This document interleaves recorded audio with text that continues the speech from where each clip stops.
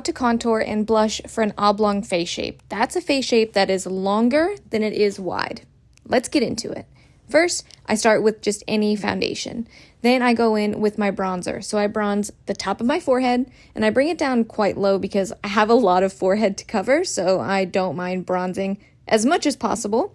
Then I take the same bronzer and I go on top of my cheekbone. So I want to make sure that I am giving myself a golden glow so it looks like it's natural. It doesn't look like I've strategically placed it. It looks like I actually got sun.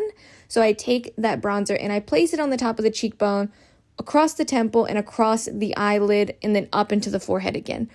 I place my blush very similar to my bronzer. I place it right underneath my eye, extremely close to my bottom lash line because I have a very deep set eye, so I want to make sure that that eye socket pops out. Since my face is long and narrow, I don't want any blush near the center of my face. I want it to be more out to the side so it looks like my face is more oval, so it looks like I have more volume on the side of my cheeks.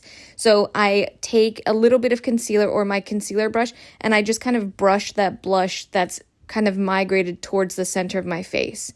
Then if you want a more matte finish, take a powder blush and bronzer and just go over the same areas. So that way you have a little bit more of a brighter effect, and then you can do the same thing and touch up in the same exact way just to make sure that no blush has migrated into the center of the face, and it just gives you a bit more of a cleaner look. And then you can clean up underneath your cheekbone as well, just so it gives you a more lifted look, and then you end up having a really gorgeous contour and blush. Enjoy!